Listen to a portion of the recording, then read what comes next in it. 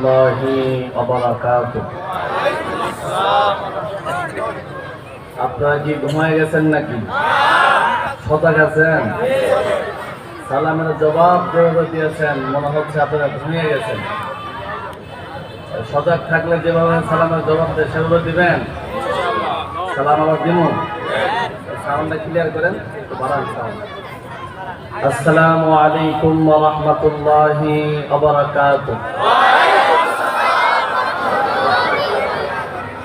আলহামদুলিল্লাহ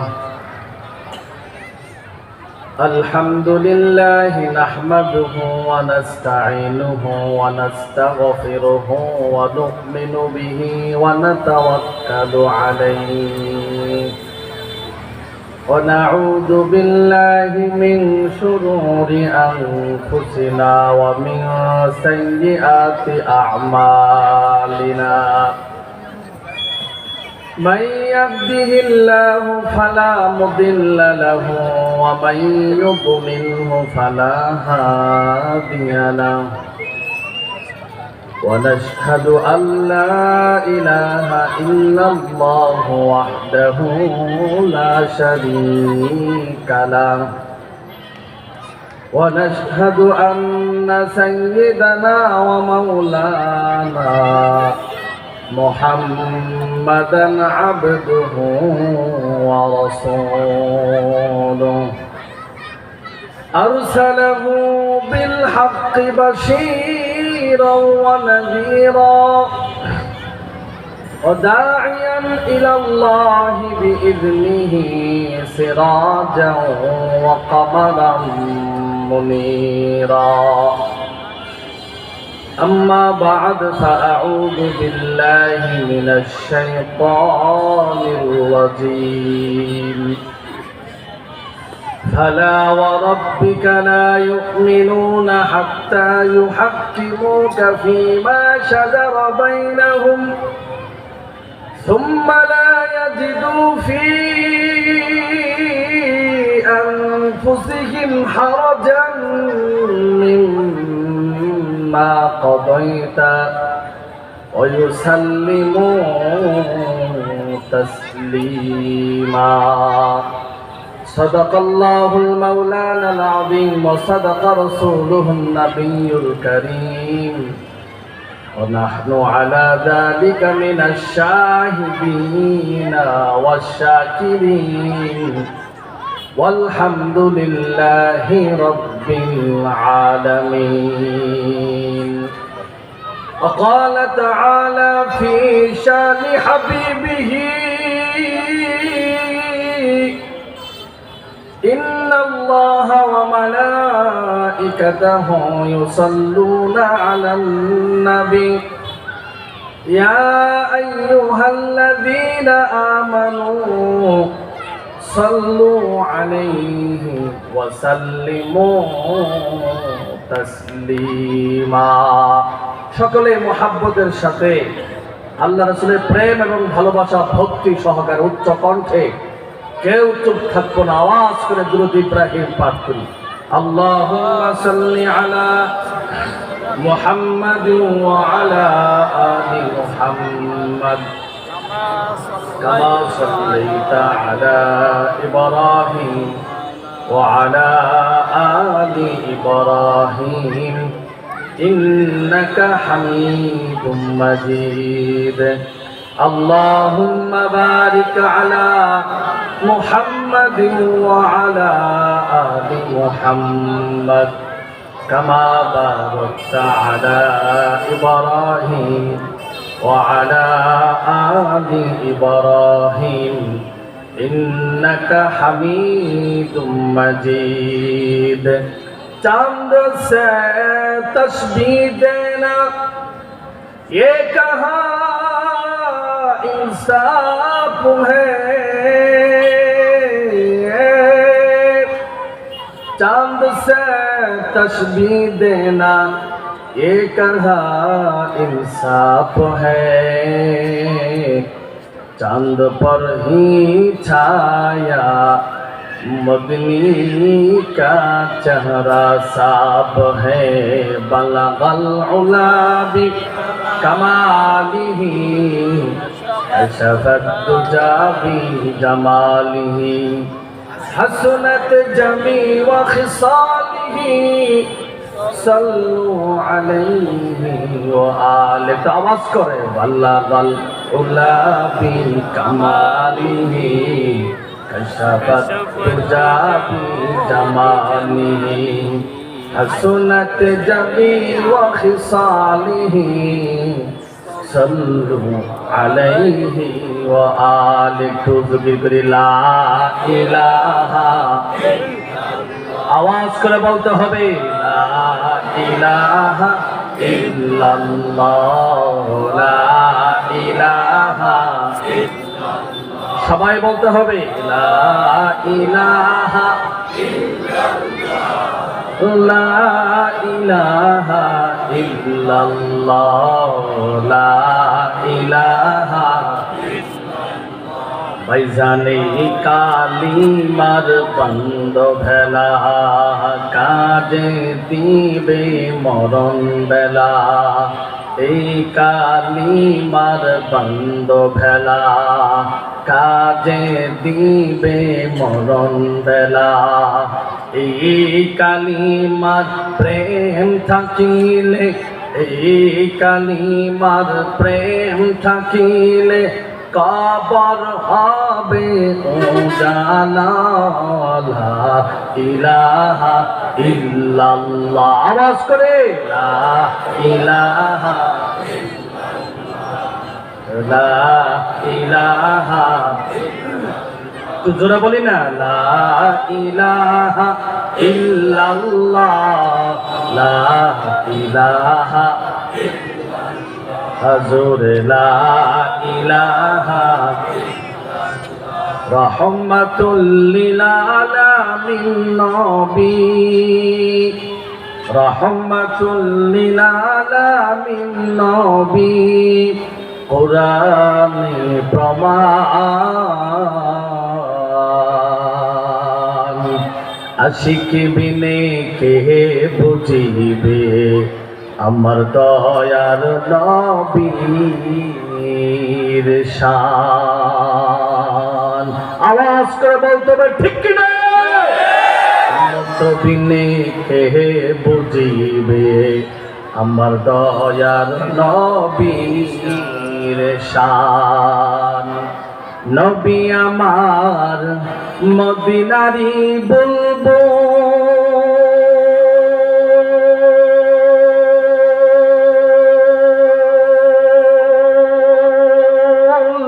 আমার আল্লাহ ভালোবেসে নামটি দিলেন হাবিবে রাসূল। আল্লাহু আকবার বলেন।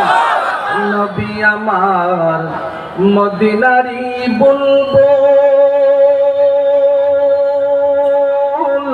আমার আল্লাহ প্রেম করিয়া নামটি দিলেন মুহাম্মদ রাসূল।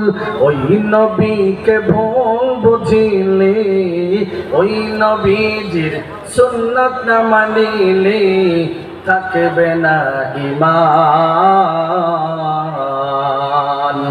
আশিক বিনে কে বুঝিবে আমার দয়ার নবীর শান।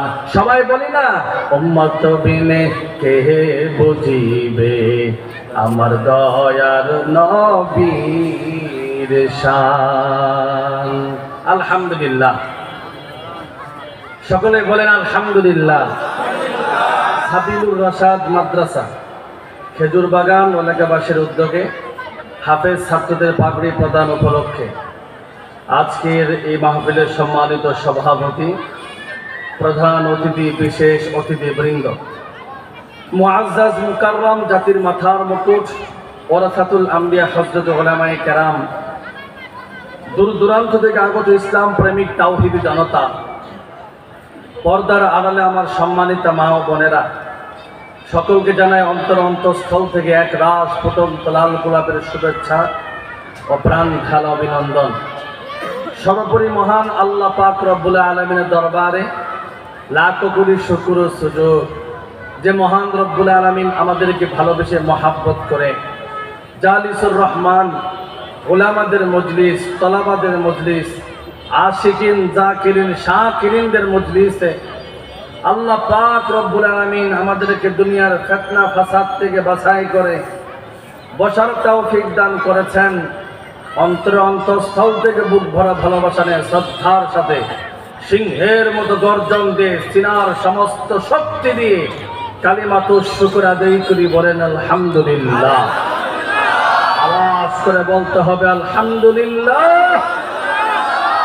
শামসুল হিদায়াহ, বদরুদ্দোজা বিশ্ব সভার সভাপতি, মানবতার আলোক বর্তিকা হেদায়েতের দিশারি, মানবতার সর্বশ্রেষ্ঠ প্রসঙ্গ, সর্বকালের সর্বশ্রেষ্ঠ রাসূল মহামানব, পূর্ণাঙ্গ মানবতার দীপ্তিমান চিত্রায়ন, তাওহীদের সত্যে দীপ্ত রবি, শুষ্ক পৃথিবীর সিক্ত প্রাণধারা, সাইয়্যিদুল মুরসালিন রাহমাতুল লিল আলামিন, শফিউল মুসলিমিন খাতামুন নবিয়্যিন, সাইয়্যিদুল সাকালাইন শফি আজম, রাসূল আকরাম রহমতে আলম, নবিউল আরবুল আজম, হাবিব কিবরিয়া আশরাফে আম্বিয়া, সাইয়্যিদুল আম্বিয়া শাফি মাহশার, সাকি কাউসার আখায়ে নামদার তাজদার মদিনা, হযরত আহমদ মুহাম্মদ মুস্তাফা সাল্লাল্লাহু আলাইহি ওয়াসাল্লামের রওজা ধারে লাখ কোটি দুরুদ ও সালামের হাদিয়া, যার চরিত্র মানবতার মধ্যে রয়েছে, গোটা মানব জাতির কল্যাণ, কামিয়াবি ও সফলতা। মুসলমানের আওয়াজে বলতে হবে ঠিক না বেঠিক? সময় অত্যন্ত টাইট এবং প্যাকেট করা, দীর্ঘ সময় আলোচনা করার অবকাশ নাই। যেহেতু আমি প্রথম বসছি, আমার পরে আরো অনেক বক্তা আছে। সময়ের সংক্ষিপ্ত পরিসরে যতটুকু সম্ভব আমি আপনাদের সামনে আমার তেলাওয়াতকৃত আয়াতের উপর কিঞ্চিত আলোকপাত করার প্রয়াস চালাবো ইনশাআল্লাহ তাআলা। বিষয়বস্তু নির্ধারণ করতে হবে। আমি আপনাদের সামনে আজকে আলোচনা করার জন্য বিষয়বস্তু নির্ধারণ করেছি যে নবী অবমাননা ক্ষমার অযোগ্য অপরাধ। ঠিক কিনা বলেন? বুঝলে ঠিক, আরো জোরে কইতেন। বুঝেন? তার মানে হলো আপনার আমার কলিজার টুকরা প্রিয় নবীকে যারা গালিগালাজ করবে, কটাক্ষ কটূক্তি বাজে মন্তব্য করবে, ইসলাম মুসলমানের দাবি তার সর্বোচ্চ শাস্তি মৃত্যুদণ্ড। এই কথাটা আল্লাহর কোরআন থেকে হাদিস থেকে আপনাদেরকে বোঝানোর চেষ্টা করব। ওমা তাওফীকি ইল্লা বিল্লাহ। মুহতারাম হাজিরিন, কেন আসমানের নিচে জমিনের উপরে আপনার আমার নবীর চাইতে দামি কোনো মানুষ নাই। আল্লাহর পরে যার স্থান তিনি হলেন আমাদের নবী। ঠিক কিনা কোন? গ্রহতারা, নক্ষত্র, সৌরজগৎ, মহাকাশ, ছায়াপথ বলেন, সাত আসমানের উপরে বলেন, নিচে বলেন, যত গ্রহ আছে সমস্ত গ্রহে আমার নবীর চাইতে দামি কোনো মানব নাই। ঠিক না বেঠিক? এই নবীকে গালি দিলে তার সর্বোচ্চ শাস্তি মৃত্যুদণ্ড হওয়াটাই স্বাভাবিক। কথা বলেন ঠিক কিনা? বিশ্বনবীর আবির্ভাবকালে মাটির পৃথিবীতে কোনো অনাবাদী বিরান ভূমি ছিল না, মৃত পরিবার ছিল না, মানুষ ছিল তবে মনুষ্যত্ব ছিল না, মানুষের হৃদয় ছিল কিন্তু হৃদ্যতা ছিল না, পরিবার ছিল পারিবারিক বন্ধন ছিল না, সমাজ ছিল সামাজিক বোধ ও বুদ্ধি ছিল না, শাসন শোষণ ছিল, বিনাশ নির্মাণ ছিল, সৃষ্টি শিল্প ছিল, আশা হতাশা প্রাপ্তি ভোগের বৈষম্য ছিল, শ্রেণী দ্বন্দ্ব ছিল, সংঘাত সংগ্রাম ছিল।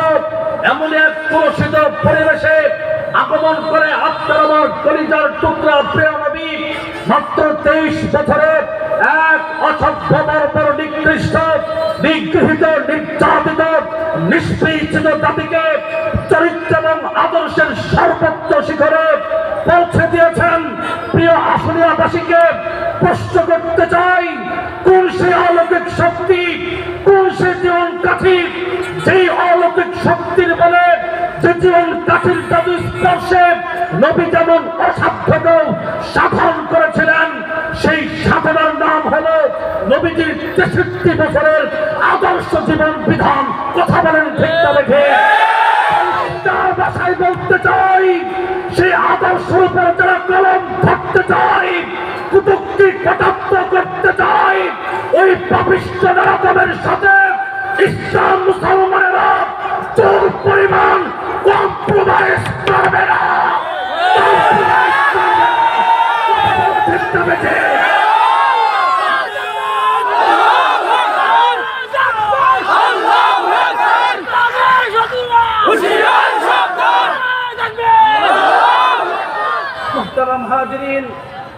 বোঝার চেষ্টা করবেন, আল্লাহর নবী যে এত দামি মানুষ, এমনি এমনি কিন্তু আমাদেরকে আল্লাহ তাআলা দেয় নাই। কথা বলেন ঠিক কিনা? আপনারা ওষুধের বোতলের ভিতরে একটা লেখা আছে, শেক উইল বিফোর ইউজ। এই বাক্যের অর্থ হলো ওষুধ সেবন করার পূর্বে বোতলটাকে ভালোভাবে ঝাঁকি দিবেন, পরীক্ষা করবেন, পরখ করবেন, তারপর সেই বোতলের ওষুধ সেবন করবেন। আছে না নাই? কারণ কি? নিচে বোতলের নিচে ঔষধের মূল উপাদানগুলো জমা হয়ে থাকে, ঝাঁকি দিলে পানির সাথে মিশে। বাজান খেয়াল করে শুনবেন, সেবন করলে প্রতিক্রিয়া বেশি হয়। কথা বলেন ঠিক কিনা? মুহতারাম হাজিরিন, গবেষণা করে দেখলাম, সামান্য বোতল যদি ঝাঁকি দিতে হয়, আল্লাহ পাক রব্বুল আলামিন তার প্রিয় বান্দাদেরকে বিশেষ করে নিয়ামত দেওয়ার পূর্বে আল্লাহ পাক রব্বুল আলামিন তার প্রিয় বান্দাদেরকে পরীক্ষা করেন, পরখ করেন, ঝাঁকি দেন, তারপর তাকে সেই বিশেষ নিয়ামত দান করেন। কথা বলেন ঠিক না বেঠিক? গবেষণা করলাম 2024-25-এ, কিন্তু আমার এই কথার উৎপত্তি আজ থেকে 1400 বছর পূর্বে আল্লাহ পাক রব্বুল আলামিন আল্লাহ পাকের কালামাল্লাহ শরীফের ভিতরে বাতলায় দিতে। বলেন না সুবহানাল্লাহ। সাইয়্যিদুনা ইব্রাহিম আলাইহিস সালাতু ওয়াস সালামকে আল্লাহ পাক রব্বুল আলামিন যখন বিশেষ করে নিয়ামত দিতে চাইলেন, পয়গম্বর ইব্রাহিম আলাইহিস সালাতু ওয়াস সালামকে আল্লাহ পাক রব্বুল আলামিন পরীক্ষা করেছেন, পরখ করেছেন, তারপর পয়গম্বর ইব্রাহিম আলাইহিস সালাতু ওয়াস সালামকে নিয়ামত দিয়েছেন। যেমন আল্লাহ তাআলা বলে, وَإِذِ ابْتَلَى إِبْرَاهِيمَ رَبُّهُ بِكَلِمَاتٍ فَأَتَمَّهُنَّ। আল্লাহ বলে, হে মুহাম্মদ, স্মরণ করুন সেই সময়ের কথা যখন ইব্রাহিমকে তার রব কিছু কথোপকথনের মাধ্যমে পরীক্ষা করেছিলেন, আর পয়গম্বর ইব্রাহিম আলাইহিস সালাতু ওয়াস সালাম সেই পরীক্ষায় উত্তীর্ণ হয়েছিলেন। জবান খুলে বলেন সুবহানাল্লাহ। তার মানে পরীক্ষা করেন আল্লাহ পাক রব্বুল আলামিন। পরীক্ষা করা ছাড়া কাউকে জান্নাত দিবেন না। কথা বলেন ঠিক কিনা? মুহতারাম হাজিরিন, দিলের কান্দে কথাগুলো শুনবেন।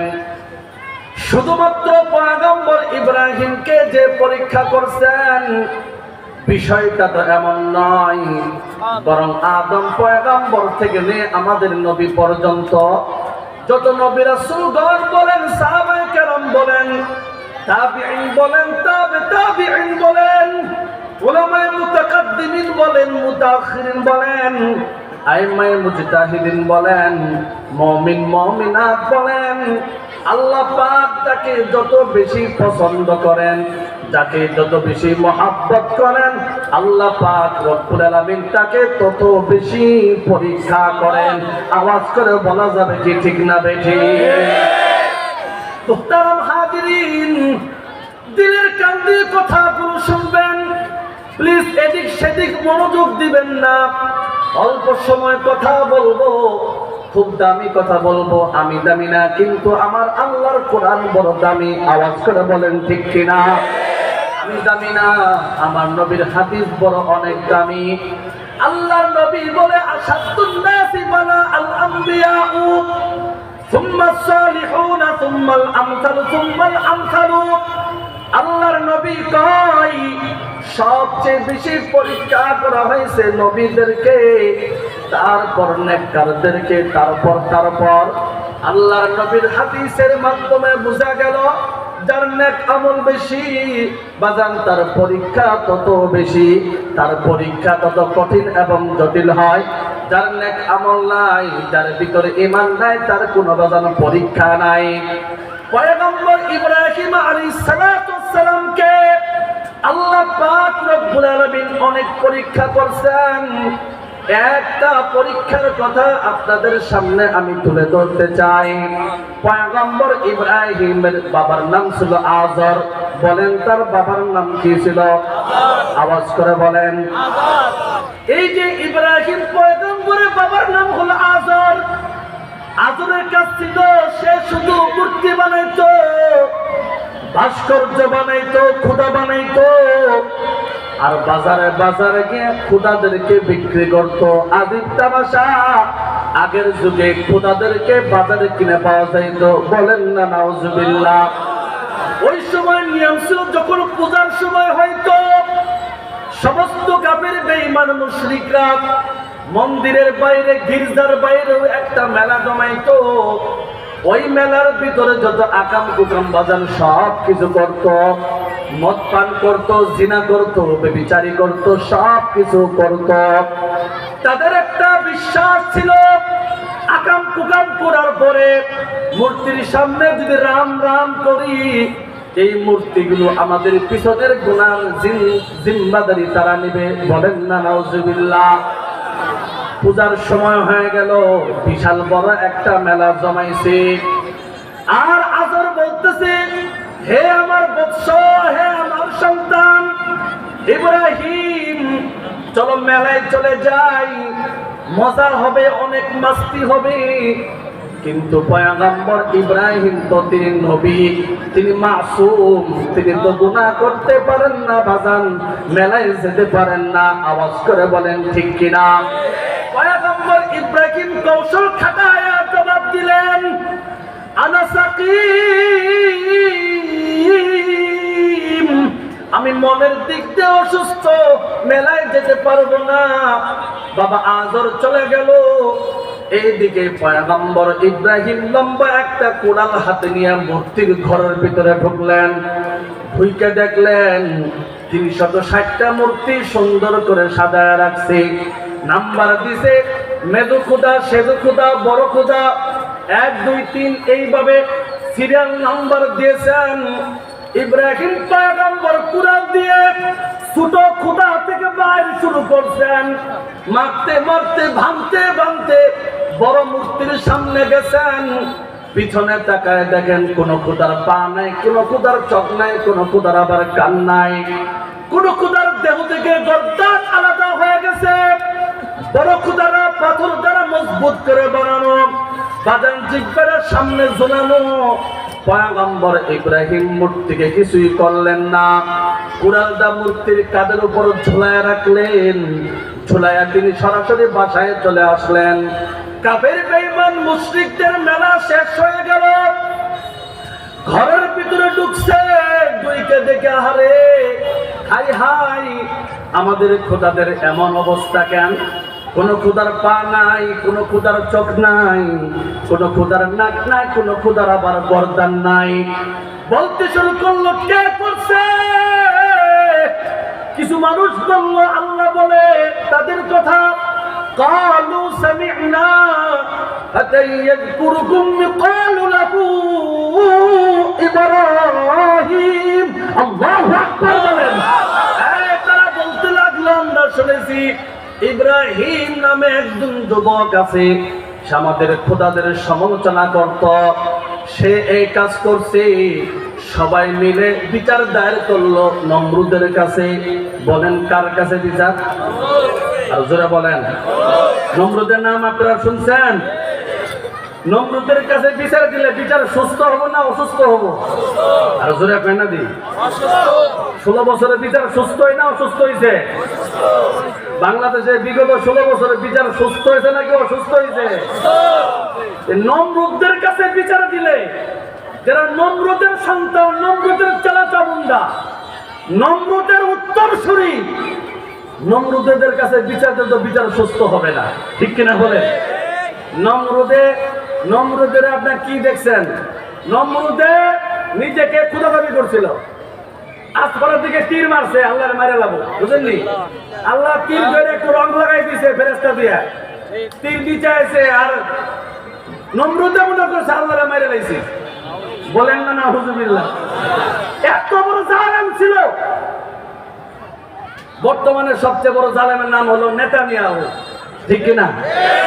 এরপরে তার উপদেষ্টা হলো ডোনাল্ড ট্রাম্প, এরপরে আমরা দাদা গুজরাটের কসাই মোদি, 5 নম্বর গুন্ডা যেটা আমাদের দেশে পালাই গেছে। কথা বলেন ঠিক না ঠিক? এরা হলো পৃথিবীর ইতিহাসের সর্বশ্রেষ্ঠ জালেমদের নাম। এরা হলো সিরিয়াল। এরা পৃথিবীর ইতিহাসে পৃথিবীতে অশান্তি সৃষ্টি করতে চায়। এরা জেনজিদের রক্ত খেতে পান করতে চায়, কিন্তু তাদের রক্তের পিপাসা মিটে না। কথা বলেন ঠিক কিনা? এই যে নেতানিয়াহুর ফিলিস্তিনে রক্ত পান করছে, রক্তের পিপাসা মিটে না। এরপরে আমেরিকার ইরাকে রক্ত খাইছে, আফগানিস্তানে খাইছে, সিরিয়া, এরপরে চেচনিয়া, বসনিয়া কত রক্ত পান করলো, আমেরিকার রক্তের পিপাসা মিটে না। এখন আবার ধরছে ইরানের। কথা বলেন ঠিক কিনা? কয়দিন আগে কত বড় জালেম আরেকটা রাষ্ট্রের প্রধানমন্ত্রী তুলে লয়ে গেছে। কথা বলেন ঠিক কিনা? এরা কি চাই জানেন? এরা চাই পৃথিবীতে যত মুসলমান আছে একত্ববাদে বিশ্বাসী, তাওহীদে যারা বিশ্বাস করে, তাদের গলায় গোলামীর জিঞ্জির পরাইতে চাই। কথা বলেন ঠিক কিনা? ফলে মধ্যপ্রাচ্যের সৌদি আরব থেকে নিয়ে দুবাই বলেন, ইউনাইটেড আরব আমিরাত বলেন, সমস্ত মুসলিম রাষ্ট্রগুলো যখন গোলামের জিঞ্জির পড়েছে, ওই সময় ইরানের আয়াতুল্লাহ খামেনি হুঙ্কার দিয়েছে, ইরানের উপর আঘাত হানলে ট্রাম্প আমেরিকায় খান খান হয়ে যাবে। কথা বলেছে মুসলমান। আজ মুসলমানদের অবস্থা অত্যন্ত নাজুক। শুধু গোলামি করার কারণে অথবা মধ্যপ্রাচ্যের সমস্ত শাসক যদি একসাথে বসে গোল টেবিলে বসে সিদ্ধান্ত গ্রহণ করে মধ্যপ্রাচ্য থেকে ইউরোপ কান্ট্রিগুলোতে 1 ফোঁটা তেল যাবে না, কয়লা সরবরাহ হবে না, গ্যাস যাবে না, পরের দিন সমস্ত ইউরোপ ইউনিয়ন ভিক্ষার থলি নিয়ে মাথায় নামবে। কথা বলো ঠিক না? কিন্তু গোলামির জিঞ্জির পড়ছে, দাদা বাবুদেরকে কথা বলতে পারে না। এই জন্য আমি বলি, আজ মুসলমানদের অবস্থা অত্যন্ত নাজুক। কথা বলেন ঠিক না বেঠিক? আজ মুসলমানদের অবস্থা অত্যন্ত নাজুক। কেবল মুসলমানরাই হচ্ছে কাফের বেঈমান মুশরিকদের আক্রমণের একমাত্র লক্ষ্য বস্তু। আজ কাউকে ব্যাখ্যা করে বোঝানোর অবকাশ রাখে না। আসমানের নিচে, জমিনের উপরে, পৃথিবী নামক এক গ্রহের কোথাও যদি কোন লাশের স্তূপ পাওয়া যায়, কোন বিধ্বস্ত ঘর বাড়ি, বিরান জনপদের সন্ধান পাওয়া যায়, খুঁজতে তালাশতে দেখবেন এই হতভাগা মুসলমানদের লাশ। কথা বলেন ঠিক না দেখে? চতুর্দিকে নির্যাতিত নিষ্পেষিত মুসলমানদের আত্মচিৎকার, বিশ্ব মুসলমানদের নাম নেশাটাকে চিরতরে মুছে দেওয়ার জন্য নিক্ষেপ করা হচ্ছে হাজার হাজার টন বোমা। বিস্ফোরিত ভারতের গন্ধে এই পৃথিবী আজ এক মৃত্যুপুরীতে পরিণত হয়েছে। কথা বলেন ঠিক না বেঠিক? এমন ক্রান্তি লগ্নে যদি মুসলমান ভাগ ভাগ হয়ে থাকে, কে আলিয়া, কে কওমি, কে ওয়াহাবি, কে সুন্নি, কে বিএনপি, কে জামাতি, কে খেলাফত মজলিস, ইসলামী আন্দোলন ভেদাভেদ যদি করতেই থাকে, আল্লাহকে নিয়ে, রাসূলকে নিয়ে, আমার সোনার বাংলাদেশের স্বাধীনতা বিরোধী শক্তিগুলো ষড়যন্ত্র করতেই থাকবে। কথা বলো ঠিক না বেঠিক? আর যদি সমস্ত দল বল নির্বিশেষে দেশের স্বাধীনতা প্রশ্নে, আল্লাহকে নিয়ে, রাসূলের ব্যাপারে সবাই যদি এক প্ল্যাটফর্মে আসে, পরিষ্কার বক্তব্য হলো আমেরিকার হোয়াইট হাউসে কালেমার পতাকা উড়বে, রাশিয়ার মস্কো মুসলমান দখল করবে, দিল্লির লাল কেল্লা মুসলমান শাসন করবে, গুজরাটের কসাই মোদির 7 সিস্টার ব্যাংকে খান খান হয়ে যাবে। খুদার কসম, গোটা পৃথিবীর রাজশক্তি মুসলমানের পয়সা লুটিয়ে পড়তে বাধ্য হবে।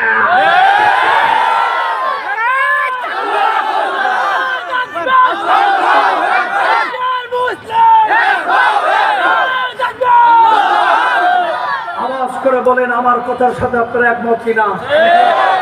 শুধুমাত্র মুসলমানদের ঐক্যবদ্ধ এক প্ল্যাটফর্মের দরকার। কথা বলেন ঠিক না বেঠিক?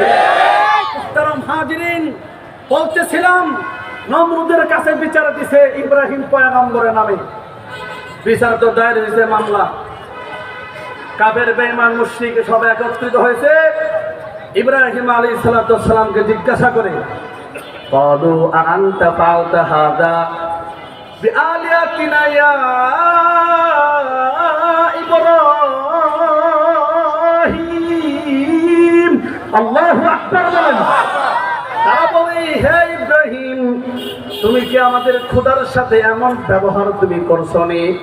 পয়গম্বর ইব্রাহিম কৌশল খাটায় জবাব দেয়, ক্বালা বাল ফাআলা কাবীরুকুম হাযা ফাসআলুহুম ইন কানু ইয়ানতিকুন। না না, এই কাজ আমি করি নাই, এই কাজ তাদের বড়টা করছে। তাকে জিজ্ঞাসা করেন, যদি সে কথা বলতে পারে, যদি সে কথা বলতে পারে তাহলে বলতে পারবে মূর্তিগুলোকে ভাঙছে, আর যদি কথা বলতে না পারে সে ভাঙছে। কথা বলেন ঠিক কিনা? এই কথা বলার সাথে সাথেই সমস্ত কাফের বেঈমান মুশরিকদের মুখ থুবড়ে জমিনে পড়ছে, মাথা নত হয়ে গেছে। আল্লাহ কত সুন্দর করে বলে, সুম্মা নুকিসু আলা রুউসিহিম, তাদের মাথা নত হয়ে গেল। আর পয়গম্বর ইব্রাহিমকে বলতে লাগলো, লাকাদ আলিমতা মা হাউলাই ইয়ানতিকুন। ইব্রাহিম, তুমি তো জানো এই সমস্ত মূর্তিগুলো কথা বলতে পারে না।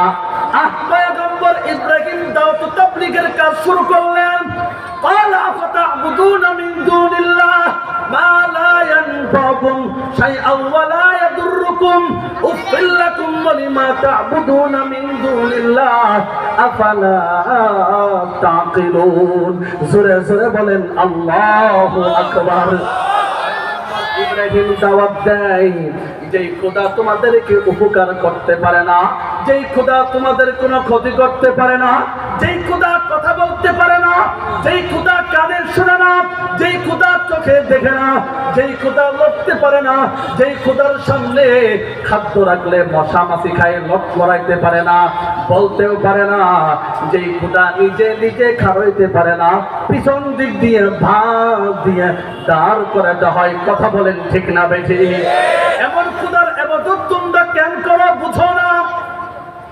এই কথা বলতে দেরি হয়েছে, সমস্ত কাফের বেঈমান মুশরিকগুলো বাজার রাগ হয়ে গেল। এরপরে পয়গম্বর ইব্রাহিম আলাইহিস সালাতু ওয়াস সালামকে গ্রেফতার করলো। এরপরে 24 হাত গর্ত বানাইছে, আগুন জ্বালাইলো। ঘটনা সংক্ষেপ আর বলো, ক্বালু হাররিকুহু, ইব্রাহিম পয়গম্বরকে আগুনে ফেলে আগুনে নিক্ষেপ করা হলো। বাজান আল্লাহ পাক রব্বুল আলামিন পয়গম্বর ইব্রাহিমের পরীক্ষা শুরু করে দিলেন। কেমন পরীক্ষা? আগুনের ভিতরে ফেলায়া জিব্রাইলকে পাঠায়া দিছে। জিব্রাইল আলাইহিস সালাতু ওয়াস সালাম বলেন, হে পয়গম্বর ইব্রাহিম, আপনি যদি বলেন আগুনকে নিভায়া দিব, কি করব? সাহায্যের কোনো প্রয়োজন আছে নি? পয়গম্বর ইব্রাহিম বলতেছেন, আপনি একজন মাখলুক, আমিও মাখলুক। আগুনে যে আমি পড়ছি আল্লাহ দেখতেছেন। আল্লাহর সাহায্য যদি সরাসরি না করে, ডাইরেক্ট সাহায্য যদি কোনো না করে, ইনডাইরেক্ট সাহায্যের আমার কোনো প্রয়োজন নাই। বাস আল্লাহর কাছে খুব পছন্দ হয়ে গেল। ইব্রাহিম পয়গম্বরের কাছে উপরে এত রাজি হয়ে গেলেন, এত খুশি হয়ে গেলেন। আল্লাহ পাক রব্বুল আলামিন আগুনকে মায়ার ডাক দিয়ে বলে, কুল্লা ইয়া নারুকুনি বারদাও ওয়া সালামান আলা ইব্রাহিম। জোরে জোরে বলেন আল্লাহু আকবার। আল্লাহ আগুনকে ডাক দিয়ে বলে, আগুন নাতিশীতোষ্ণ হয়ে যা, না শীত না গরম। এত গরম হবে না, আমার বন্ধুর বড় কষ্ট লাগবে। আবার এত ঠান্ডা হবে না, আমার বন্ধুর ঠান্ডা লাগবে। আগুনের ভিতরে আল্লাহ পাক রব্বুল আলামিন পয়গম্বর ইব্রাহিমকে 7 দিন রাখলেন। 7 দিন পর কাফের বেঈমান মুশরিকরা অগ্নিকুণ্ড ঘেরাও করে ধরছে।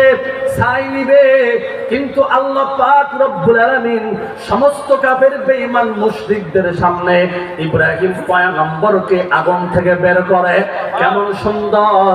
আগুনে যাওয়ার পূর্বে যেমন সুন্দর ছিল, তার চাইতে ত্রিপুল সুন্দর হইয়া আগুনের ভিতর থেকে হাঁটি হাঁটি পা পা করে কাফের মুশরিকদের সামনে দিয়ে বের হয়। বাজার জোরে জোরে বলেন আল্লাহু আকবার। আগুনের ভিতরেও আল্লাহ নিরাপদ দিতে পারে, তিনি আমাদের রব আল্লাহ। আওয়াজ করে বলেন তিনি কে কে কে কে? হাত তুলে বলেন আল্লাহ, জোরে জোরে বলেন আল্লাহ। নারে তাকবীর, নারে তাকবীর। তিনি আমাদের রব আল্লাহ, আল্লাহু আকবার বলেন। নারে তাকবীর। তিনি আমাদের রব আল্লাহ। কথা বলেন ঠিক কিনা? পয়গম্বর ইব্রাহিম আলাইহিস সালামকে পরীক্ষা করলেন। বাজান, পরীক্ষার পরে একটা রেজাল্ট আছে না নাই? আছে। জোরে কয় না কথা? আছে। বাচ্চারা যে মাদ্রাসা স্কুলে পরীক্ষা দেয়, ফলাফল আছে না?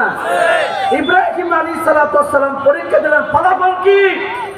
বলে আল্লাহর কোরআন কি জিজ্ঞাসা করে? আল্লাহর কোরআন বলে ক্বালা ইন্নী জাইলুকা লিন-নাসি ইমামা। আল্লাহু আকবার বলেন। আল্লাহ বলে পরীক্ষা করার পরে, পরখ করার পরে গোটা পৃথিবীর সমস্ত মানুষের নেতৃত্ব ইব্রাহিম আলাইহিস সালামের হাতে তুলে দিয়েছে। আল্লাহু আকবার বলেন। মুহতারাম হাজিরিন, নেতা বানানোর পূর্বে নেতাকে আল্লাহ পরীক্ষা করছেন, ঠিক কি না?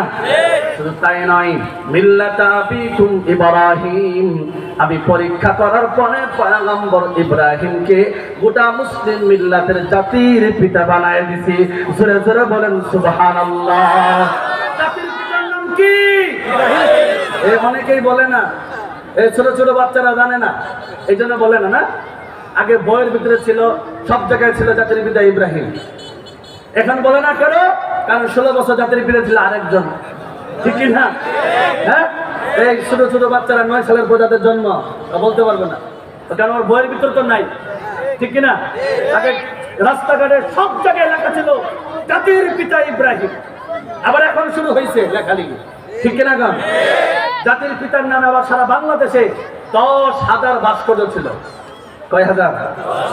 বলেন কয় হাজার? এই 10,000 ভাস্কর্য বানাতে রাষ্ট্রের সম্পদ খরচ হয়েছে 4,000 কোটি টাকা। কত হাজার কোটি টাকা? 4,000 কোটি টাকা। কার টাকা?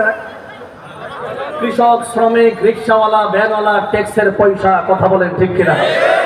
উলামায়ে কেরাম বললেন, আমাদের মুরব্বীরা বলেছিলেন যে ম্যাডাম মূর্তি টুর্তি বানায়েন না, আপনার আব্বা একটা জাতীয় নেতা, সম্মান শ্রদ্ধা সবাই করবনি, মূর্তি বানাইলে ক্ষমতা যদি না থাকবো মানুষ রাগে খুবে আপনার আব্বার মূর্তিটা ভাঙে লাগে দেবো। কথা ভালো কইছিল না খারাপ কইছিল? কিন্তু তার তো ভালো লাগে না, সে উলামায়ে কেরামের কথা শুনে নাই, সে শুনেছে রাম আর বামদের কথা। ট্যাক্সের পয়সা, কৃষক, শ্রমিক, মজদুরদের ট্যাক্সের পয়সা দিয়ে সারা বাংলাদেশের আব্বার ভাস্কর্য বানায় মাস্তানি করছে। আর হিন্দুয়ানি পুকুরি সংস্কৃতি বাংলাদেশের মানুষের উপর চাপাই দেওয়ার দাদা বাবুদের একটা নীল নকশা ছিল। কথা বলেন ঠিক কিনা? কিন্তু আমরা কি দেখলাম? 5 আগস্ট সূর্য অস্তমিত যাওয়ার পূর্বে সমস্ত মূর্তি নামক পুকুরি সংস্কৃতি ভেঙ্গে গুড়িয়ে মাটির সাথে ধূলিসাৎ করে দেওয়া হয়েছে। কথা বলেন ঠিক কিনা? বিজয়নগর সবচেয়ে বড় মূর্তি ছিল। অনলাইনের কল্যাণে, ফেসবুক শরীফের কল্যাণে আমরা দেখছি, কি দেখছি? গলার ভিতরে রশি লাগাইছে, টাইনে হেসড়ে নামায়া ছোট একটা বাচ্চাকে মাথার উপরে পেশাব করে দিচ্ছে। সত্য না মিথ্যা বলেন? অপমান হয়েছে কি হয় নাই? আলেমদের কথা সত্য না মিথ্যা হয়েছে? মুহতারাম হাজিরিন, আলেমদের কথা শুনে নাই। এইগুলো কথা শুনলে অনেকে খারাপ মনে করে, অনেকের ভাল লাগে না, খারাপ মনে করে। বাজান, এটা চরম সত্য কথা, অস্বীকার করতে সুযোগ নাই। চোখের সামনে দেখা, এটা ইতিহাস না, কিছুদিন আগে ঘটে যাওয়া ঘটনা। কথা বলেন ঠিক কিনা? আমার বামদের কথা শুনে তো বানাইছে। 5 আগস্ট সমস্ত মূর্তি ভেঙ্গে গুড়িয়ে মাটির সাথে ধূলিসাৎ করে দিয়ে এদেশের ইসলাম প্রেমিক তাওহীদ জনতা প্রমাণ করেছে। শোনো মুসলমান, 56,000 বর্গ মাইল লাল সমুদ্রের বাংলাদেশ রবীন্দ্রনাথ ঠাকুরের দেশ নয়, সূর্য সেনদের দেশ নয়, গৌরব গোবিন্দের দেশ নয়, মূর্তির দেশ নয়, এই দেশ জালালের দেশ, জালালের দেশ, জামাতুমের দেশ, হাদিস শহীদ তিতুমির দেশ, শহীদ শরীফ উসমান হাদিদের দেশ, কোরআনের বাংলাদেশ।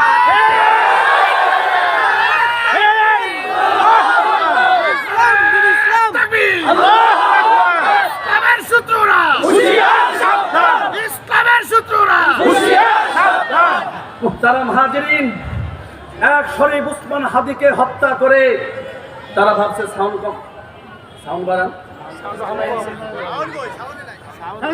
সাউন্ড শুরুতে যে সাউন্ড দেন ওই সাউন্ডটা দেন। প্রায় জায়গায় এমন আওয়াজ যখন শুরু করি তখন মাইক তো খুললাই না, তারা সাউন্ড কমাতে থাকে। সাউন্ড শুরুতে যেমন যেমন থাকে।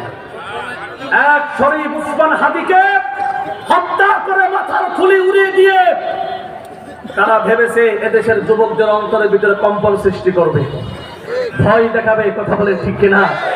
আরে আমরা তো বলি এক শরীফ উসমান হাদি কবরে লক্ষ শরীফ উসমান হাদি আমাদের অন্তরে। কথা বলে ঠিক কিনা? আগের যুগে ইসলামের রাত ছিল মদিনা, সমস্ত কাফের বেঈমান মুশরিক আকাম কুকাম করতো, আর মক্কায় গিয়ে আবু জাহল উতবা সাইবা ওয়ালিদ মুগিরা কুলে গিয়ে আশ্রয় নিত। কথা বলেন ঠিক কিনা? এই জামানায় দেখলাম ভবিষ্যৎবাণী বাংলাদেশে হলো কোরআনের রাত, ইসলামের রাত হবে। কথা বলেন ঠিক কিনা? আর খনি সন্ত্রাসীরা লুটপাটেরা আকাম কোকাম করে গুজরাটের কসাই মুদির কুলে গিয়ে আশ্রয় নেয়। কথা বলেন ঠিক কিনা?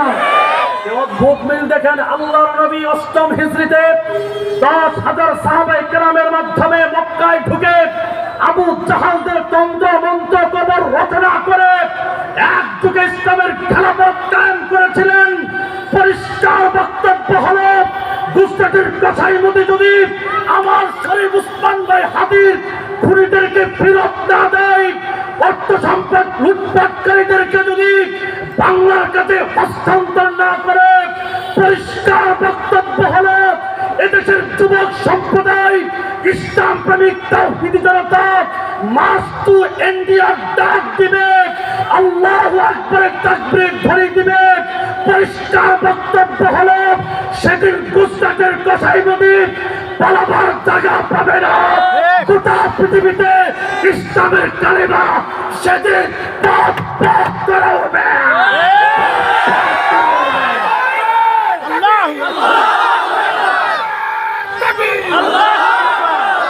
মুহতারাম হাজিরিন, সেই আহ্বানে আপনারা সারা দিতে রাজি আছেন তো ইনশাআল্লাহ?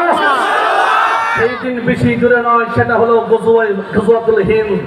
কথা বলেন ঠিক না বেঠে? সেটা আলোচ্য বিষয় না, সামনের দিকে রওনা দেই। পয়গম্বর ইব্রাহিমকে আল্লাহ পাক রব্বুল আলামিন পরীক্ষা করেছেন, এরপর নিয়ামত দিয়েছেন, এরপর তাকে নেতা বানাইছেন, মিল্লাতের ইমাম বানাইছেন। ঠিক কিনা বলেন? আমাদের নবী আসমানে নিতে জমিনের উপরে সব জায়গায় সবচেয়ে দামি নবী। এমন নবীকে পাঠানোর পূর্বে বলেন পরীক্ষার দরকার আছে না নাই? দাদা আব্দুল মুত্তালিবকে পরীক্ষা করেছেন, বাবা আব্দুল্লাহকে পরীক্ষা করেছেন, মা আমিনাকে পরীক্ষা করেছেন। পরীক্ষা নিরীক্ষা করার পরে আল্লাহ কনফার্ম হয়েছেন এই জাতির কাছে আমার মুহাম্মদকে পাঠাইলে এই উম্মতে মুহাম্মাদি আমার দোস্তরা আমার হাবিবের ইজ্জতের হেফাজতের পাহারাদারি দায়িত্ব পালন করতে পারবে। কথা বলেন ঠিক কিনা? এই নবীকে ভালোবাসার দরকার আছে না নাই? আজকে আছে না নাই?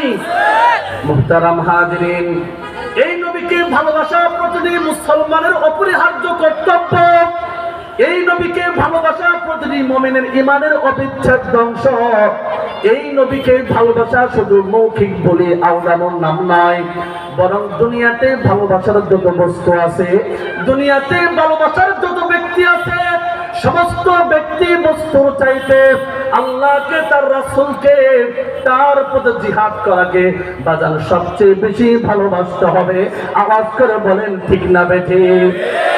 পাক রব্বুল আলামিন বলেন, কুল ইন কানা আবাউকুম ওয়া আবনাউকুম ওয়া ইখওয়ানুকুম ওয়া আযওয়াজুকুম وعشيرتكم وأموال اقترفتموها وتجارة تخشون كسادها ওয়া মাসাকিন তারদাউনাহা আহাব্বা ইলাইকুম মিনাল্লাহি ওয়া রাসূলিহি ওয়া জিহাদিন ফি সাবিলিহি ফাতারাব্বাসু হাত্তা ইয়াতিয়াল্লাহু বিআমরি। জোরে জোরে বলেন আল্লাহু আকবার। আমাদের নবীকে বলেন, ও নবী আপনি বলে দেন যদি তোমাদের কাছে আল্লাহর চাইতে, আল্লাহর নবীর চাইতে, তার পথে জিহাদ করার চাইতে তোমাদের পিতা মাতায় যদি বেশি প্রিয় হয়, তোমাদের সন্তান, তোমাদের ভাই বেরাদার, তোমাদের স্ত্রী, তোমাদের গোষ্ঠীর লোক, তোমাদের অর্থ সম্পদ, তোমাদের বাড়ি গাড়ি নারী, এইগুলো যদি আল্লাহর চাইতে, আল্লাহর নবীর চাইতে, তার পথে জিহাদ করার চাইতে বেশি প্রিয় হয়, আল্লাহ কয় ফাতারাব্বাসু হাত্তা ইয়াতিয়াল্লাহু বিআমরিহি, তারা যেন আল্লাহ পাকের আযাবের জন্য অপেক্ষা করতে থাকি। তার মানে কি বুঝলাম? আল্লাহর আয়াতের মাধ্যমে আমাদের কাছে স্পষ্ট হয়ে গেল আল্লাহকে, রাসূলকে, তার প্রতি জিহাদ করাকে নিজের জীবনের চাইতে, স্ত্রীর চাইতে, সন্তানের চাইতে, ভাই বেরাদার গোষ্ঠীর দলের লোকের চাইতে, অর্থ সম্পদ, বাড়ি গাড়ি নারীর চাইতে, সব কিছুর চাইতে সবচেয়ে বেশি ভালোবাসতে হবে। আওয়াজ করে বলা যাবে কি ঠিক না বেঠি? নিজের পিতা মাতার চাইতে, জীবনের চাইতে আল্লাহকে, রাসূলকে বেশি ভালোবাসছে, এমন কোন প্রমাণ আপনার কাছে আসেনি? বাজান প্রমাণ যদি দিতে চাই কিয়ামত হয়ে যাবে, কিন্তু প্রমাণ উদাহরণ দেওয়া শেষ হবে না। এক দুইটা ঘটনা আপনাদের সামনে বলি। হযরত আবু বকর সিদ্দিক রাদিয়াল্লাহু তাআলা আনহু নওজোয়ান একজন সাহাবী, তিনি কালেমা পড়ে মুসলমান হয়েছেন, কিন্তু তার পিতা আবু কুহাফা টাটকা একটা কাফের। পিতা হলো কাফের, সন্তান হলো মুসলমান। ঘর থেকে একসাথে বের হলো, ঘরের সামনে ছিল একটা দোকান, ওই দোকানের ভিতরে আগে থেকে কিছু মানুষ বসা ছিল, তারা কি বকশাকাত করতেছে। এই পর্যায়ে আবু কুহাফা দোকানের ভিতরে গিয়ে বসছে। বাজান বলেন তো আপনাদের এলাকার ভিতরে চায়ের দোকান আছে না নাই? সবাই বলেন। দেখবেন চায়ের দোকানগুলো হলো গিবত অফ ইন্ডাস্ট্রি আনলিমিটেড কোম্পানি, ঠিক কিনা বলেন? আপনি বলেন দেখবেন সংসদ ভবন, আবার দেখবেন বুদ্ধিজীবীর অভাব নাই। সকালবেলা ইউনিট সরকারকে উঠাবে, সন্ধ্যার সময় আবার গিয়ে দেখবেন নামাইতেছে। এই কথা বলেন ঠিক কিনা? নতুন না, আগেও ছিল। আবু কুহাফা মসজিদের ভিতরে বসছে, গীবত শাকাত শুরু করে দিল। আরে আবু বকর সিদ্দিক রাদিয়াল্লাহু তাআলা আনহু পাশে বসা ছিলেন, দাঁড়িয়ে ছিলেন। এক পর্যায়ে এই আবু কুহাফা আপনার আমার কলিজার টুকরা প্রিয় নবীকে গালি দিছে, বলেন না নাউজুবিল্লাহ। আবু বকর সিদ্দিকের কান যখন স্পর্শ করলো, বরদাস্ত করতে পারে নাই, পাঁচ পাখির মতো ঝাঁপ দিয়ে আপন পিতার কলার ধরছে। আর সমস্ত কাফের বেঈমান মুশরিকদের ভিতরে কৌতূহল সৃষ্টি হয়ে গেল। আবু বকর সিদ্দিকের চাইতে এই সমাজে ভালো কোনো ছেলে নাই, ভালো কোনো সন্তান নাই। আপন পিতার কলার ধরছে, যাও যাও দেখি কারণটা কি। ঘেরাও করে ধরছে। আবু বকর সিদ্দিক আল্লাহর নবীকে কি পরিমাণ ভালোবাসতেন, কি পরিমাণ মায়া ছিল, কি পরিমাণ প্রেম ছিল। হে আসলিয়ার যুবক ভাইরা কান খাড়া করে শুনবেন, বৃদ্ধ বাবারাও শুনবেন। সমস্ত মানুষের সামনে আপন পিতাকে আবু বকর সিদ্দিক রাদিয়াল্লাহু তাআলা আনহু এমন একটা চাপড়া ঘাত করলেন, এমন একটা থাপড়া মারলেন, এক থাপড়া খাইয়া আপন পিতা বয়োজ্যেষ্ঠ মুরব্বী মুখ থুপড়ে জমিনে পড়ে একদম বেহুশ হয়ে গেছে। জোরে জোরে বলেন আল্লাহু আকবার। কিছুক্ষণ পর হুঁশ ফিরে এলো। এরপর আবু কুহাফা ডাগর ডাগর দৃষ্টিতে আবু বকরের চেহারার দিকে তাকায় থাকে, মাগার কিছু বলার সাহস পায় না। কিন্তু আবু বকর সিদ্দিক রাদিয়াল্লাহু তাআলা আনহু আপন পিতার চোখের ভাষা বুঝলেন।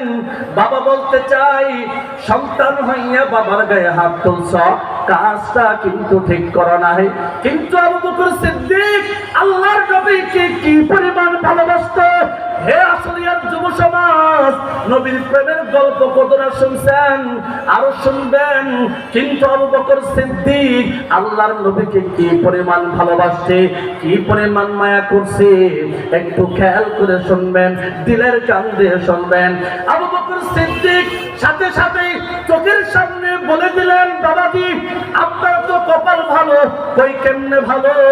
কই আবু বকর সিদ্দিকের হাতে আজ কোনো তরবারি নাই। যদি তরবারি থাকতো বাজার থাপড়া মারতাম না, বরং এক কুপে দেহ থেকে গর্দান আলাদা করে দিতাম। জোরে জোরে বলেন আল্লাহু আকবার। আইরে প্রেম, আইরে ভালোবাসা। আবু বকর সিদ্দিক আল্লাহর নবীর কাছে চলে গেলেন। চেহারার ভিতরে চিন্তা পেরেশানি ছাপ নবীজি দেখতে পাইলেন। জিজ্ঞাসা করলেন, আবু বকর টেনশন পেরেশান তুমি কেন করতেছ, খুলে বলো। আবু বকর সিদ্দিক বলতেছেন, নবীজি আমার পিতা বয়োজ্যেষ্ঠ মুরব্বী, আপনাকে গালি দিছে, আপনার সাহাবী বরদাস্ত করতে পারে নাই, থাপ্পা লাগাই দিছি। এক থাপ্পা খায় মুখ উপরে জমিনে পড়ে, আপন পিতা বেহুঁশ হয়ে গেছে। আল্লাহর নবীর উপর মায়া লাগছে, কারণ তিনি তো রাহমাতুল লিল আলামিন, তিনি তো দয়ার নবী, ও মায়ার নবী, তার তো মায়া লাগছে। তিনি বলতেছেন, আবু বকর আপন পিতার গায়ে হাত তুলছো, কাজটা ঠিক করো নাই। কেন বলছেন জানেননি? কারণ আল্লাহর নবীর কাছে তখনও পর্যন্ত আল্লাহর কোরআনের কোন আয়াত নাজিল হয় নাই। আপন পিতা যদি আল্লাহকে গালি দেয়, রাসূলকে গালি দেয়, কি তার শাস্তি হবে? কোন বিধানের আয়াত নাজিল হয় নাই। এই জন্য আল্লাহর নবীর মায়া লাগছে। আল্লাহর নবী ওয়াদা নেয়, আবু বকর হাতে হাতে হাত রেখে বলতে হবে, যতদিন বেঁচে থাকবা আপন পিতারকে আর কোনোদিন হাত তুলবা না। হে যুবক ভাইরা, হে আসলিয়ার বৃদ্ধ বাবারা, তরুণ আলেম সমাজ, কান খাড়া করে শুনবেন। আল্লাহর নবীর প্রতি কি প্রেম, কি মায়া। আবু বকর সিদ্দিক বলতেছেন, ইয়া রাসূলুল্লাহ, আবু বকর দেহের ভিতরে এক বিন্দু রক্ত থাকা পর্যন্ত, আবু বকরের দেহের ভিতরে জীবন থাকা পর্যন্ত, প্রাণ থাকা পর্যন্ত আমার সামনে আল্লাহকে নিয়ে, আপনি রাসূলকে নিয়ে আর ইসলামের বিরুদ্ধে কথা বলবে নবী গো। আবু বকর সিদ্দিকের দেহের ভিতরে প্রাণ থাকতে এক সেকেন্ড আবু বকর বরদাস্ত করবে না। আওয়াজ করে বলেন আল্লাহু আকবার। কারাম হাজিরিন, আবু বকর এই কথাটা সাত আসমান ভেদ করিয়া আল্লাহ পাকের দরবারে পৌঁছে গেছেন। আল্লাহ বড় রাজি হয়ে গেছেন, বড় খুশি হয়ে গেছেন। আবু বকর সিদ্দিকের শানের পক্ষে আল্লাহ পাক আয়াত নাজিল করে দেয়, জিব্রাইলকে পাঠায় দাও, আমার বন্ধুকে জানায় দাও আবু বকর যে কাজটা করছে এটাই প্রেম, এটাই ভালোবাসা, এটাই হলো সত্যিকার অর্থে আশিক রাসূল হওয়ার পরিচয়। জোরে জোরে বলেন ঠিক না বেঠিক? সূরাতুল মুজাদালা 22 নম্বর আয়াত। হে যুবক ভাইরা, জীবনে গুগল হুজুরকে সার্চ দিয়ে বহুত কিছু দেখছেন, কত গান বাজনা, নাটক, সিনেমা দেখছেন। আজকে বাসায় যাবেন, বালিশে যাদের ঠান্ডা মাথায় কপালটা লাগাইবেন, মাথাটা লাগাই আবার গুগল হুজুরকে সার্চ করবেন। সূরাতুল মুজাদালা 22 নম্বর আয়াত। মুফতি রাকিবুল ইসলাম মাহমুদি যা বলে গেল আল্লাহর কোরআনের সাথে মিল আছে কিনা? আল্লাহ কত সুন্দর করে কয়, লা তাজিদু কওমান ইউমিনুনা, লা তাজিদু কওমান ইউমিনুনা বিল্লাহি ওয়াল ইয়াউমিল আখির ইউআদ্দুনা মান হাদ্দাল্লাহ ওয়া রাসূলাহু ওয়ালাউ কানু আবাআহুম আও আবনাআহুম আও ইখওয়ানাহুম আও আশীরাতাহুম। আল্লাহ বলেন, হে মুহাম্মদ, না না না, ওই জাতিকে, সম্প্রদায়কে কোশ্চিন কালেও আপনি পাবেন না, যেই জাতি, যেই সম্প্রদায়, যেই গোত্র আল্লাহকে আখিরাতকে বিশ্বাস করে, সেই জাতি, সেই সম্প্রদায় কোশ্চিন কালেও আল্লাহ তার রাসূলের দুশমনদের সাথে সম্পর্ক রাখবে না। আওয়াজ করে বলেন ঠিক না বেঠিক? সেই আল্লাহ তার রাসূলের দুশমন, যদিও নিজের আপন পিতা হয়, আও আবনাহুম, যদিও নিজের সন্তান হয়, আও ইখওয়ানাহুম, যদিও নিজের ভাই বেরাদার হয়, আও আশিরাতাহুম, যদিও নিজের গোষ্ঠীর লোক হয়, তবে যেই জাতি যেই সম্প্রদায় আল্লাহকে আখিরাতকে বিশ্বাস করলো, ওই ব্যক্তি জাতি সম্প্রদায় কোশ্চিন কালো আল্লাহ তার রাসূলের দুশমনদের সাথে দাজান চুল পরিমাণ পিরিত মারতে পারে না। আওয়াজ করে বলা যাবে কি ঠিক না বেঠি? জোরে বলতে হবে ঠিক না বেঠি? কিন্তু এই ঠিক না বেঠিকের আওয়াজ তো দুর্বল। আমি তো বলি আবু বকর সিদ্দিক যদি এই জমিনে থাকতো, মানিকগঞ্জের জমিনে কুলাঙ্গার আবুল সরকারের জন্ম হতো না। কথা বলেন ঠিক না বেঠিক? এই আবুল সরকার বলে আল্লাহর আগাও খুঁজে পাই না, মাথাও খুঁজে পাই না। শুদ্ধ ভাষায় বলছি, বিশ্রী ভাষায় বলি নাই। সে অসভ্য ভাষায় বলছে আর বলে কি কুল আউযু বিরাব্বিন নাস মালিকিন নাস ইলাহিন নাস। আল্লাহ নাকি মানুষে নাচতে কইছে। নাউজুবিল্লাহ, জোরে কইেন, ম্যাডামের কাছে বলেন যে জোরে বলেন না নাউজুবিল্লাহ। আল্লাহর কোরআন নাজিল হওয়ার পর থেকে নিয়ে আজ পর্যন্ত আমাদের হুজুর উপস্থিত আছে, জিজ্ঞাসা করবেন আল্লাহর কোরআনের এমন বাজে অপব্যাখ্যা আজ পর্যন্ত করে নাস্তিক মুরতাদ করে নাই। কথা বলেন ঠিক না বেঠিক? নাচ শব্দরত মানুষ এই বাচ্চারা যে স্কুলে পড়ে ক্লাস 2, 1, 2, 3, 4 বইয়ের ভিতরে আছে। 10টা সূরার অনুবাদ আছে না নাই? ইসলাম শিক্ষা বইয়ের মধ্যে আসেনি? ছোট ছোট বাচ্চারা মক্তব পড়তে যায়, নাচ শব্দ আছে 10-12টার বেশি আছে। এরপরে আমপারা যখন শিখা হুজুরে তখনও বলে যে নাচ শব্দ অর্থ মানুষ। গন্ড মূর্খ লালন সঙ্গীতের নামে চর্চা করে মানুষদেরকে ঈমান হারা করে নাস্তিকার মুরতাদ বানানোর একটা প্ল্যাটফর্মের নাম হলো বাউল সঙ্গীত। কথা বলেন ঠিক না বেঠিক?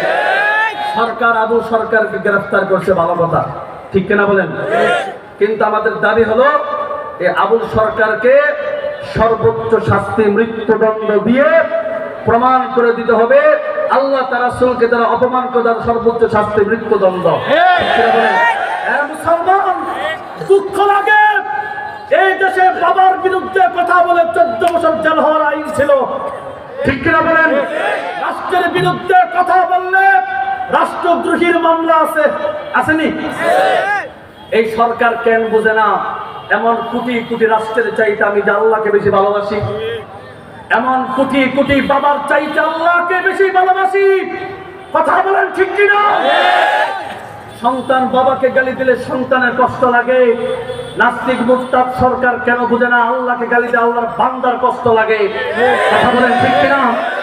মাকে গালি দিলে সন্তানের কষ্ট লাগে, আখির নবীকে গালি দিলে মুসলমানের হৃদয়ে রক্তক্ষরণ হয়, কেন বুঝে না? কথা বলেন ঠিক না বেঠিক?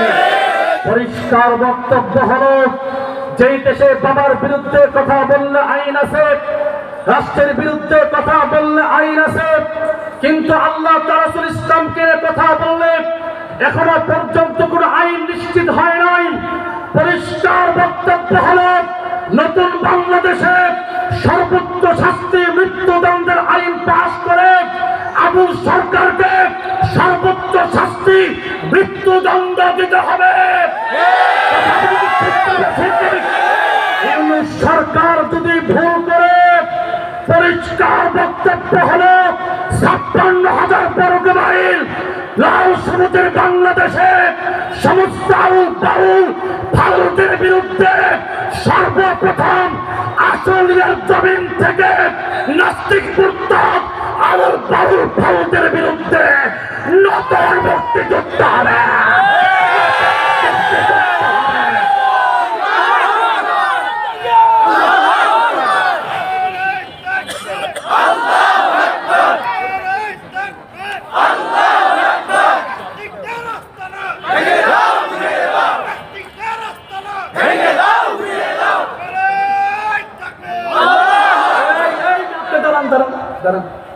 স্লোগান পাল্টান, আপনি কবেন বাবুল ধর, আপনার সবাই বলবেন ছেলে বল।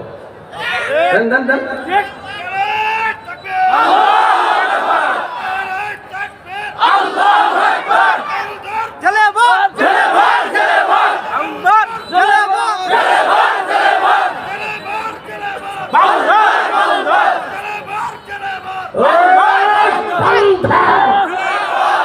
ধর বালু ধর বালু ধর বালু ধর।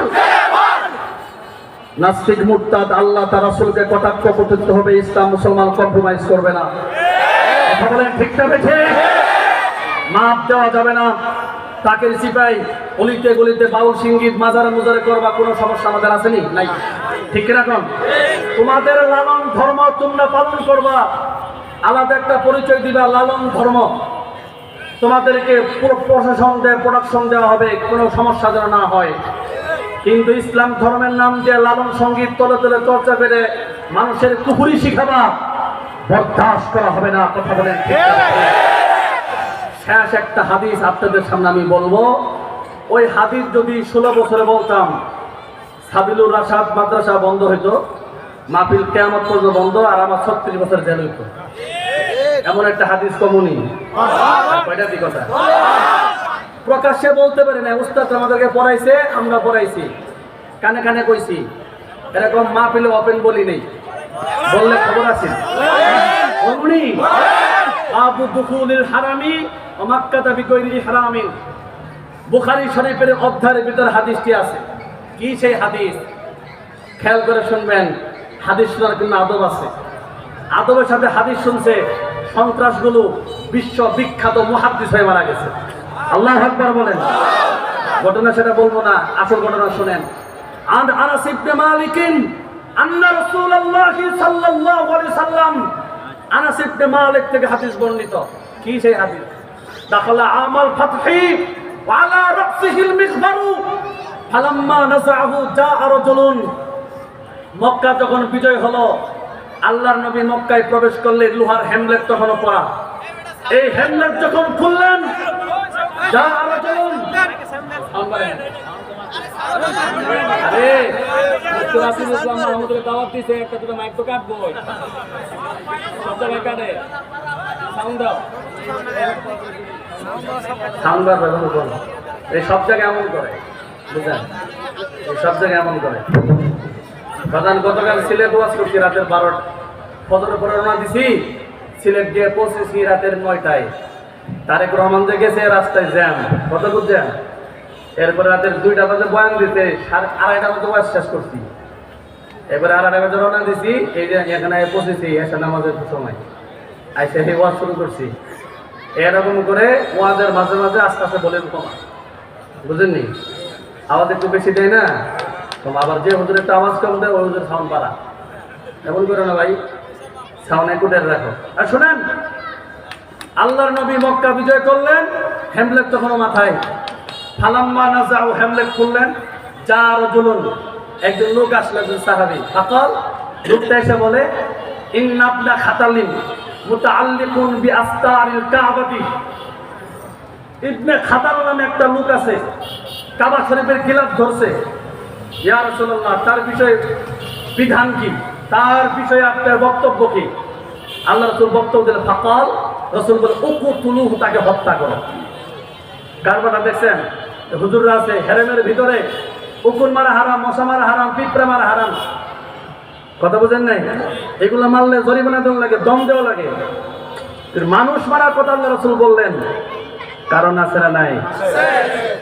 এই বুখারী শরীফের বিখ্যাত গ্রন্থ, ব্যাখ্যা গ্রন্থ ফাতহুল বারী, ইবনে হাজার আসকালানী রাহমাতুল্লাহ আলাইহি বলেন, আল্লাহর নবী যখন মদিনায় ইসলাম স্টেট কায়েম করলেন, এই ইবনে খাতাল তখন শুধু সে মুসলমান ছিল। তাকে আল্লাহর নবী দায়িত্ব দিলেন, তুই মদিনার ঘরে ঘরে যাবা, হোল্ডিং নাম্বার দিবা, আর কর আদায় করবা। একজন আনসারী সাহাবী দিলাম, পথ দেখাবে। একজন গোলাম দিলাম, তোমাকে খেদমত করবে। ভালো হয়েছে না? শহরে পৌরসভা সিটি কর্পোরেশনের ভিতরে থাকলে ট্যাক্স দেওয়া লাগে না, বাড়ি বাড়ি খাজনা দেওয়া লাগে না।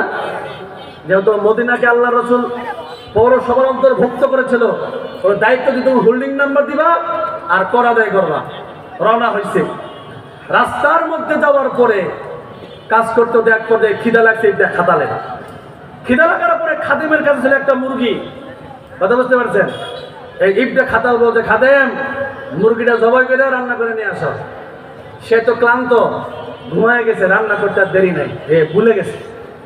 একটু পরে ইবনে খাতালের আবার খিদা লাগছে, আর আমার মুরগি কোথায়? ও বস ঘুমায় গেছিলাম, একটু অপেক্ষা করেন দিচ্ছি।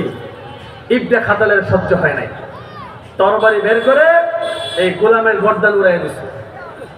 গর্দান উড়াই দেওয়ার পর তার মাথা খুলছে যে মদিনায় যদি এখন যাই তাহলে ইসলামের নিয়ম হলো হত্যার বদলতে হত্যা, তাহলে তো আমারও মারবো, মদিনায় যাবো না। ওই যে বলছিলাম যে আকাম কুকাম করে মক্কায় আশ্রয় নেয়, মক্কায় চলে গেছে। আবু জাহল, উতবা, সাইব আল-দ্দিন মুগীরার দলে গিয়ে যোগ দিছে। প্রাথমিকভাবে সে মুরতাদ হয়ে গেছে, ইসলাম ধর্ম ত্যাগ করছে, এখানে কথা না। সে ছিল একজন কবি সাহিত্যিক, তার দুইজন বিবি ছিল, তারাও কবি সাহিত্যিক ছিল। আল্লাহ রাসূলের কষ্ট হলে এই জায়গায় এই দুইজন বিবি আর ইবনে খাতাল তিনজনে মিলে কবিতা আবৃত্তি করত, আর প্রত্যেক কবিতার ছন্দে ছন্দে পংক্তিতে আল্লাহ তার রাসূলকে নিয়ে কটাক্ষ আর কটূক্তি করত। এখানে শেষ নয়, উম্মাহাতুল মুমিনিনদের বিরুদ্ধেও লিখত। আল্লাহর নবীর সেদিন হৃদয় রক্তক্ষরণ হয়েছিল। আল্লাহর নবী মক্কা যখন বিজয় করলেন, কাবা শরীফের ঘরের দরজার সামনে দাঁড়িয়ে বললেন, হে মক্কাবাসী, আজকে আমি তোমাদের সাথে সেই ব্যবহার করব আমার ভাই ইউসুফ যেমন তার ভাইদের সাথে করেছে। তোমাদের কোনো আজকে কোনো সমস্যা, নিরাপত্তার দায়িত্ব আমার। তবে অমুক অমুক অমুক তাদের কোনো মাপ নাই। এর মধ্যে একজন ছিল ইবনে খাতাল। কথা বুঝতে পারছেন? আবু বুরদা সাদ ইবনে হারেসা এসে বলতেছি, ইয়া রাসূলুল্লাহ, ইবনে খাতালের ব্যাপারে সিদ্ধান্ত কি? রাসূল বলে হত্যা করো। সাহাবী ছিল চালাক, উকুন মারা হারাম, মশা মারা হারাম, তে মানুষ মারম। তো আল্লাহ রাসূল বলতেছেন, শোনো, কিছুক্ষণ সময়ের জন্য বিধান আমার কাছ থেকে আল্লাহ উঠায় নিছে। আল্লাহু আকবার বলেন। সাথে সাথে আবু বুরদা সাদ ইবনে হারেসা তার পা ধরে কাবা শরীফের গিলাফ থেকে টেনে হেসতে ধরে এনে হযরত আসওয়াদ আর মাকাম ইব্রাহিমের মাঝখানে ফেলে তাকে হত্যা করেছে, আর প্রমাণ করেছে আল্লাহ তার রাসূলকে গালিগালাজ কটাক্ষ কুটুক্তি যারা করবে তাদের সর্বোচ্চ শাস্তি মৃত্যুদণ্ড। কথা বলেন ঠিক না বেশি? কুকুরের দাম আছে, মশার রক্তের দাম আছে, কুকুরের রক্তের দাম আছে, শুয়োরের রক্তের দাম আছে, কিন্তু আসমান নিচে জমিনের উপরে সরকার দু আলমের বিরুদ্ধে যারা কটাক্ষ কুটুক্তি করবে তাদের সর্বোচ্চ শাস্তি মৃত্যুদণ্ড হবে, কাবা শরীফের ভিতরে থাকলেও। কথা বলেন ঠিক না বেশি? আল্লাহর নবীর হাদিসের মাধ্যমে, আল্লাহর কোরআনের আয়াতের মাধ্যমে প্রিয় আশুলিয়াবাসী প্রমাণ করতে পারলাম, আল্লাহ তার রাসূলকে যারা গালিগালাজ করবে তাদের সর্বোচ্চ শাস্তি মৃত্যুদণ্ড। একবার আবার সাক্ষী দিয়ে বলবেন ঠিক না বেশি? রাসূলুল্লাহ সাল্লাল্লাহু আলাইহি সাল্লাম মানব সভ্যতার অহংকার। রাসূলুল্লাহ সাল্লাল্লাহু আলাইহি সাল্লামের কাছে গোটা মানব জাতির ঋণী। তিনি পৃথিবীকে একটি উন্নত, সমৃদ্ধ, আলোকিত সমাজ উপহার দিয়েছেন, কিন্তু দুঃখজনক হলেও সত্য যে মানব জাতির প্রতি এত বড় অনুগ্রহশীল এই মহামানবের প্রতি এক শ্রেণীর অমানুষ পাপিষ্ঠ নরধম প্রায় অবমাননাকর মন্তব্য করে নিজেদের হীন মানসিকতার জানান দেয়। রাসূলুল্লাহ সাল্লাল্লাহু আলাইহি সাল্লামের অতুলনীয় পবিত্র চরিত্রে কালেমা লেপনের অপচেষ্টা চালায়। এতে করে স্বাভাবিকভাবে রাসূল প্রেমিক মুসলিম উম্মাহর হৃদয়ে রক্তক্ষরণ ঘটে, প্রতিবাদে সমুদ্র হিমাচল কেঁপে ওঠে। অনেক সময় সাম্প্রদায়িক দাঙ্গা বেঁধে যায়, ফলে বিপর্যয় আর বিশৃঙ্খলার আগুনে সমাজ পুরে সরকার হয়। কথা বলেন ঠিক না বেঠে? স্বাধীনতার ৫৩ বছরে আমাদের আকাবির আসলাফরা আওয়াজ তুলেছিল, আমরা তুলছি, ভবিষ্যতে হবে। 10 থেকে 12 জন শাসক গত হয়েছে, আমাদের কথা পুরো সরকার কেউ কর্ণপাত করে নয়। এই যে কিছুদিন আগে রাখাল রাহা, হাসান গালিব, আবু সরকাররা আল্লাহকে নিয়ে, রাসূলকে নিয়ে, ইসলামকে নিয়ে কটাক্ষ কুটুক্তি করলো, সারা বাংলাদেশের যুব সম্প্রদায় ইসলাম প্রেমিক তাওহীদি জনতা ফুঁসে উঠল, দাবি করলো সর্বোচ্চ শাস্তি মৃত্যুদণ্ড। ইউনূস সরকারের কানেও পানি যায় নাই। কথা বলেন ঠিক না? যদি হাসান গালিব রাখাল রাহাব তাদের বিচার হতো, কুলাঙ্গার সালমা রুশদির জন্ম বাংলার জমিনে হতো না। সালমা রুশদির বিচার হলে কুলাঙ্গার দাউদ হাজারীর জন্ম বাংলার জমিনে হতো না। দাউদ হাজারীর বিচার হলে কুলাঙ্গার ডক্টর আহমদ শরীফের জন্ম বাংলার জমিনে হতো না। আহমদ শরীফের বিচার হলে কুলাঙ্গার হুমায়ুন আজাদের জন্ম বাংলার জমিনে হতো না। হুমায়ুন আজাদের বিচার হলে কুলাঙ্গার তসলিমা নাসরিনের জন্ম বাংলার জমিনে হতো না। তসলিমার বিচার হলে কুলাঙ্গার ফরিদুর রহমানের জন্ম বাংলার জমিনে হতো না। তার বিচার হলে কুলাঙ্গার শ্যামবাসিলা, শ্যামল কান্তি, কুলাঙ্গার কবির চৌধুরী, কবি শামসুর রহমানদের জন্ম বাংলার জমিনে হতো না। তাদের বিচার হলে কুলাঙ্গার হাসানুল এনু, রাশেদ খান নানন, বুরকিত শাহরিয়া কবিরদের জন্ম বাংলার জমিনে হতো না। তাদের বিচার হলে কুলাঙ্গার সরকার, কুলাঙ্গার লতিফ সিদ্দিকী আর কুলাঙ্গার আসাদুরদের জন্ম বাংলার জমিনে হতো না। কথা বলো ঠিক তবে ঠিক। যুগের সমাজ, এটাকে বলা হয় only on dose complete for four delete. এক নাস্তিককে ফাঁসির কাস্টে ঝুলিয়ে শত নাস্তিককে সাইজ করার বিধান আল্লাহ পাক রব্বুল আলামিন ইসলামের বাপদের দিয়েছে। কথা বলেন ঠিক তবে ঠিক। পরিষ্কার ভাষায় বলতে চাই, জীবন থাকবে কি থাকবে না পরোয়া করবে না, কিন্তু সালাতুর রাসূল, মুস্তাকের রাসূল, আল্লাহর দুশমন, নবীর দুশমন, শাহজালালের পুণ্যভূমিতে, শাহপরানের পুণ্যভূমিতে, শহীদদের বাংলায় খোদার কসম থাকতে দেওয়া হবে না।